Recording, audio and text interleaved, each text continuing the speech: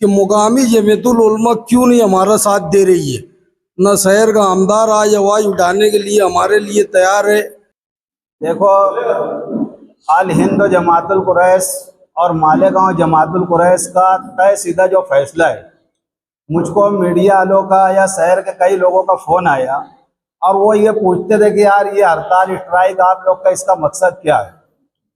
मैं आप लोग के माध्यम से ये बात बताना चाहता हूँ कि हमारे कुछ लोकल मुद्दे हैं और कुछ जो है महाराष्ट्र वर्ग के मुद्दे। लोकल मुद्दे के ताल्लुक से ऐसा है कि एडिशनल एसपी साहब की तरफ से हमने एक निवेदन दिया, एक निवेदन हमने दिया मार्केट कमेटी को और एक निवेदन हमने आरटीओ को दिया। उसी तरीके से यहाँ जो प्राइवेट कंपनी है ये चारों को भी हमने दिया। अब उसका जो मकसद है, मकसद ऐसा है कि हमको मार्केट कमेटी से जो व्यापारी वर्ग को है, जो खरीदी बिक्री साटी जो कारोबार करते हैं, उन लोगों को मार्केट कमेटी की तरफ से हमको प्रोटेक्शन चाहिए, ताकि ये मार्केट कमेटी जो गवर्नमेंट की है, अब गवर्नमेंट की कमेटी के अंदर से जब जानवर चले जाते तो ये सोचने वाला मुकाम है कि गवर्नमेंट के ताबे से जानवर चले जाते, इसका एक ये होता है। दूसरा, वहाँ पे जो व्यापारी हमारे लोग के अंदर 90% लोग खरीदी बिक्री साटी कारोबार करते हैं, तो उन लोगों का ऐसा है कि मार्केट कमेटी जो है लाइसेंस नया इशू नहीं कर रही थी। हमने उसमें वहाँ पे चेयरमैन से और वहाँ के जो सचिव है उनसे आसिफ साहब के साथ में हमने मीटिंग लिया। मीटिंग ले करके क्लियर तौर पे ये कहा कि तुमको जो लगता हमारी तरफ से जो डिपॉजिट के तौर पे 1 लाख रुपये का तुम चेक ले सकते हो, लेकिन लाइसेंस आप इशू करो, क्योंकि गवर्नमेंट का भी नुकसान हो रहा है।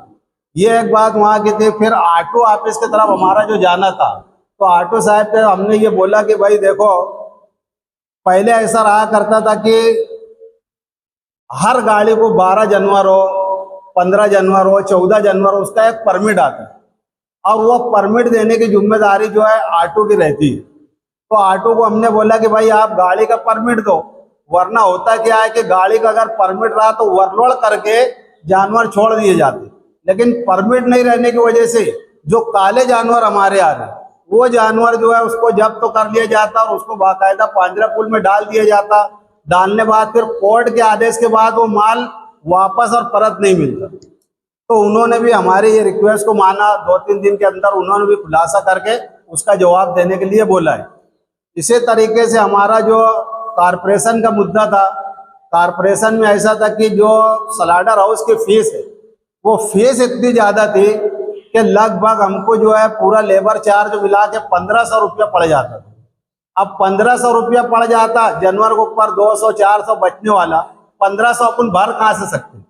इसलिए वो दिक्कत की वजह से हमने एडिशनल एसपी साहब के पास 2 तारीख को हमने बात रखा, 2 जुलाई को। एडिशनल एसपी साहब ने खुद उनके जॉइंट मीटिंग कमिश्नर को बुला के लिया और उसके बाद उन्होंने बोला कि हम स्लाटर का विजिट करके आप लोग के हाथ में एक फैसला देंगे इसके अंदर। तो फिर उनके बाद जो है मामला ऐसा हुआ कि आप लोग को पता है कारपोरेशन के अंदर जॉइंट मीटिंग हुई। उस मीटिंग के अंदर उन्होंने 150 रुपये का ठहराव करके हमको दिया है। वहाँ का स्लाटर जो कंपनी का जो चार्ज रहेगा, वहाँ का जो अलाना कंपनी का ऑनर जो है उसके नाम से ठहराव किया और ठहराव करके बोला कि इनसे जो आप 150 रुपये चार्ज लेंगे। एक विषय ये हुआ।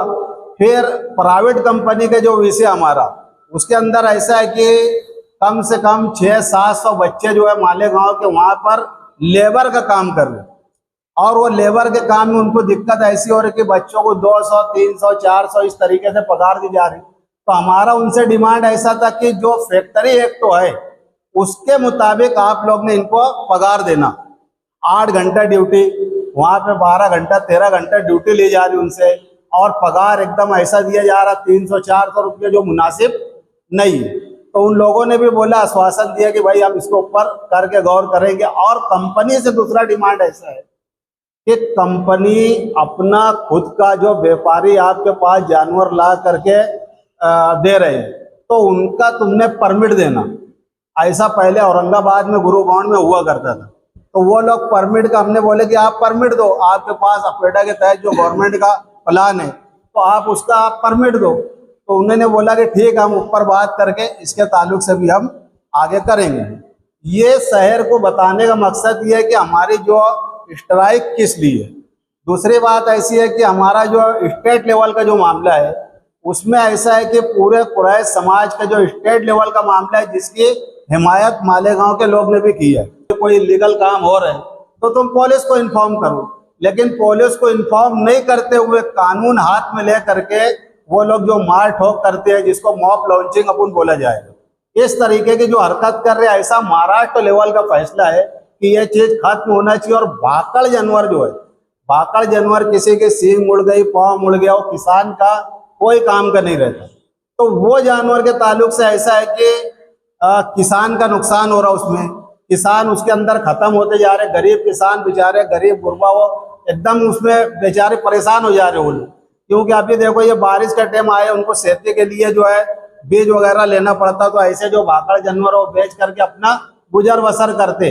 तो ये भाकड़ जानवर का जो हमारा स्टेट लेवल का जो प्रोग्राम चल रहा, उसके अंदर भाकड़ जानवर का जो है हमने ये तय कर लिया कि हम ना उसको लेंगे ना बेचेंगे, एकदम पूरे तरीके से खरीदी बिक्री बंद। और मालेगांव में भी 30 तारीख से हमने बिल्कुल एकदम जो समाजी तौर से मीटिंग लेकर के मना कर दिया कि खरीदी बिक्री कोई भी करना नहीं। ठीक है हम व्यापार करते लेकिन नहीं करनी, जब तक के सरकार अपना फैसला इसके अंदर कुछ तरमीम नहीं करती, जब तक के लिए ये स्ट्राइक हमारी कायम है। अगर तकरीबन तमामी हजरात को ये इल्म है इस चीज़ का कि महाराष्ट्र के जमीयतुल कुरैश जो है, कारोबार करने वाले जो है, दुकानदार जो है, वो सब के सब हड़ताल में जारी, हड़ताल चल रही है। मालेगांव में सिर्फ 6 दिन हुए हड़ताल, क्या 6ठा दिन है।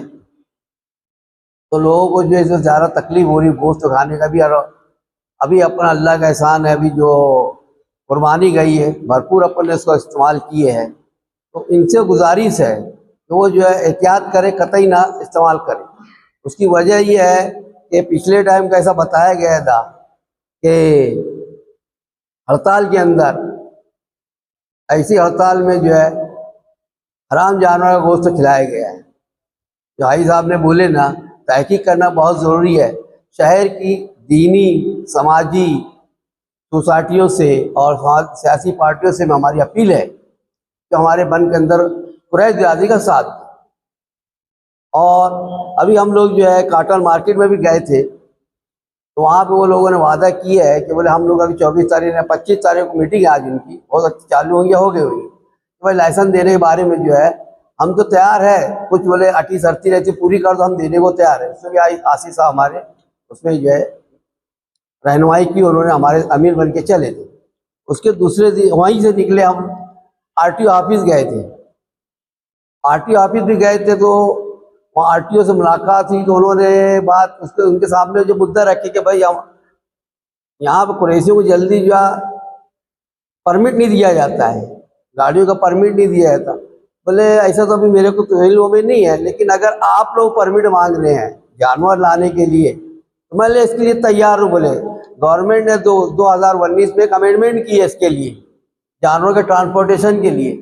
वो ये है कि भाई गाड़ियों के अंदर कुशीन होना चाहिए, थोड़ी गाजी का इंतज़ाम होना चाहिए, चारे का इंतज़ाम होना चाहिए, पानी का इंतज़ाम होना चाहिए, ताकि जानवर लाते वक्त कुछ जख्म ना हो। इस तरह के वो सब चीज़ें होना चाहिए। बस तुम देने के लिए बैठा हूँ यहाँ पर, ये सब बातें हुई है। और हमारी हड़ताल अल्लाह के फज़ल से जारी है और वो उन्होंने वादा किया देने का।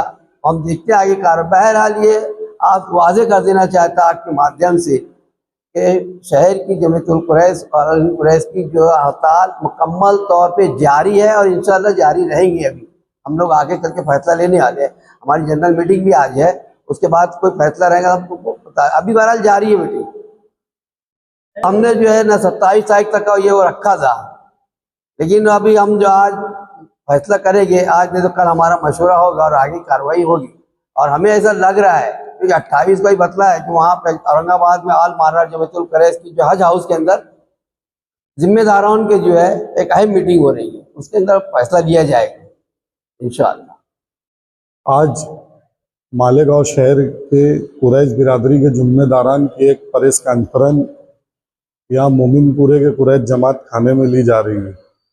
इसकी वजूहत यह है कि मालेगांव शहर में हमारी पूरे महाराष्ट्र के अंदर कुरैश बिरादरी की हड़ताल है और ये हड़ताल में कुछ लोग ऐसे हैं जो इसको डायनामेंट करना चाहते और साइड में जो है तो ये इनकी मालूमात ऐसी मिल रही कि ये लोग जानवर काट के और थैली के अंदर भर के 400 रुपये किलो गोश्त को बेचा जा रहा है, ऐसा हमारे तक मालूमात आ रही। हम ये चाहते, मालेगांव शहर की आवाम से ये अपील करना चाहते कि मालेगांव शहर की आवाम कुरैश बिरादरी में पूरे महाराष्ट्र में जो हड़ताल है तो मालेगांव शहर की आवाम हमारा साथ दे। दूसरे शहरों में तो मस्जिदों से भी ऐलान किया जा रहा है क्या कुरैश बिरादरी का साथ देना चाहिए। और जो लोग रात के अंधेरे में जानवर काट के और इसको वाटअप कर रहे थैली में, यह हराम है या हलाल है।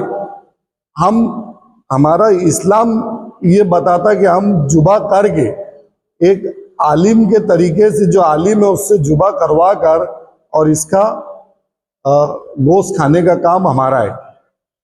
और वही गोश्त हम खा सकते जो सरकार ने कानून में रखा है। गैर कानूनी चीज हम करते नहीं और गैर कानूनी गोश्त हम खाते नहीं।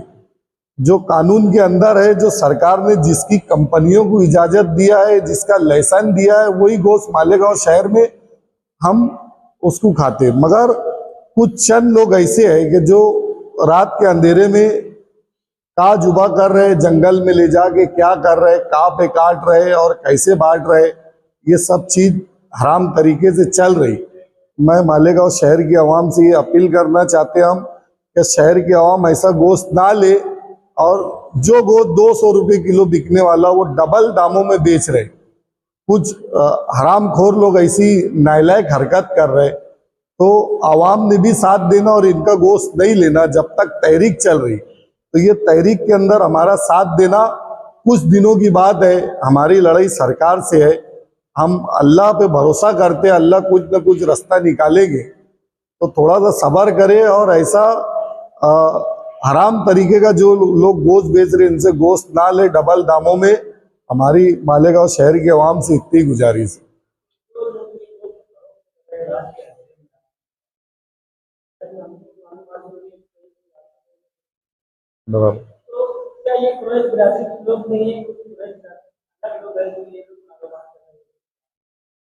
देखो, कुरैश बिरादरी की तो पूरी हड़ताल है।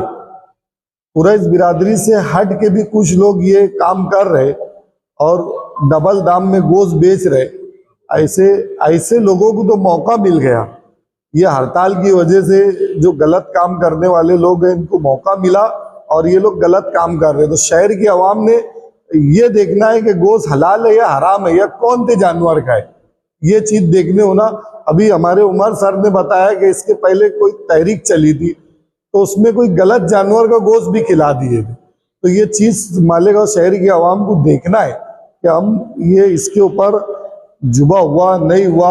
और सबसे पहले तो मैं ये बोलना चाहूंगा कि तहरीक का साथ दे। गोश्त अगर तुम महीना 2 महीना अगर नहीं खाए तो कोई मर जाने वाला नहीं है। दाल है, सब्जी है, सब चीज है, बकरा है, सब तुम ये खा सकते। बड़े का जानवर की जो तहरीक चल रही, ये तहरीक में हमारा साथ दे। बिल्कुल, अगर गैर कानूनी माल जो सरकार ने मना करे ले, ये माल अगर कोई काटता है और हमारे तक बात आएगी तो हम जिम्मेदार जितने भी बिरादरी के हैं ये पुलिस डिपार्टमेंट को बिल्कुल बताएंगे कि ये लोग गलत काम कर रहे हैं, हमारी तहरीक में मुखालफत कर रहे हैं, इनके ऊपर कार्रवाई करना।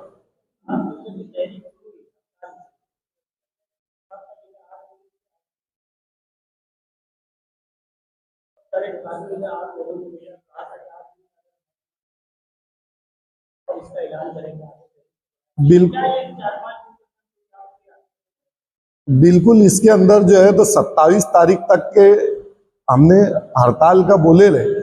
और इसके बाद मालेगांव शहर के जो माजी आमदार आसिफ शेख साहब, ये हमारे कुरैश बिरादरी की जमात के साथों साथ खाना बसाना चल रहे और इनके साथ में पूरी बिरादरी लगी हुई है इनकी गाइडलाइन के हिसाब से जो भी इनकी गाइडलाइन रहेगी, बिरादरी के जिम्मेदार इनकी गाइडलाइन के ऊपर बात करेंगे और 27 तारीख के दिन हम पूरी बिरादरी की एक मीटिंग लेंगे। फिर आगे हमको क्या फैसला लेना है 27 तारीख के दिन, ये आपको और मालेगांव शहर को आपके जरिए मालूम पड़ जाए।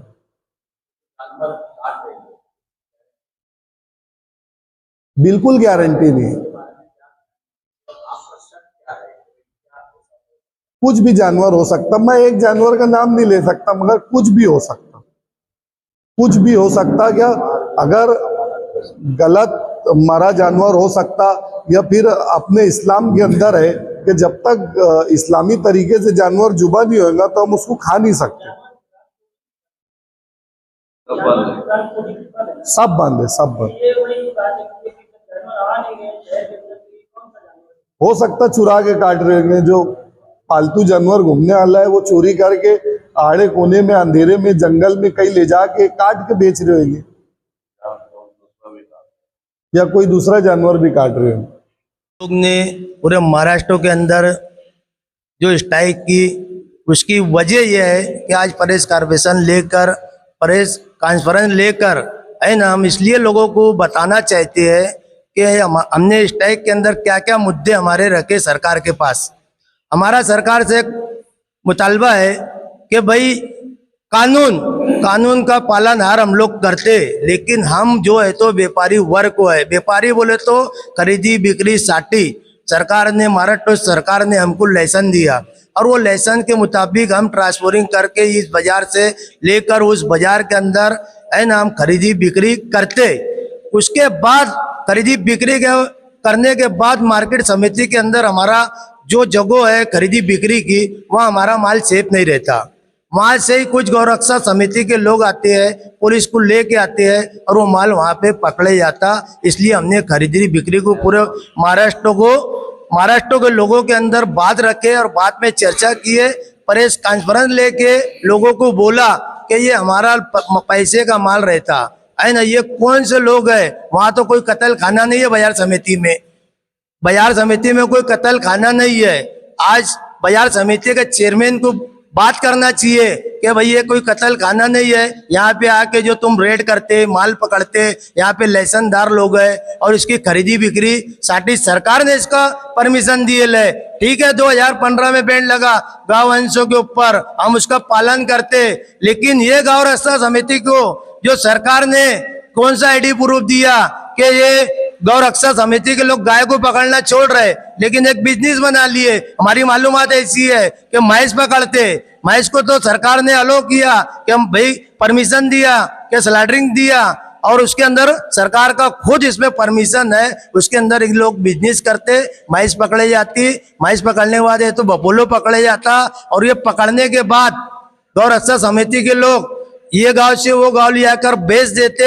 हम लोग ने उसके आईडीआई कानून से, डिपार्टमेंट से चौकसी मांगा, और दूसरी बात है कोर्ट से भी चौकसी मांगा कि इतने जानवर पकड़े, ये कहाँ है।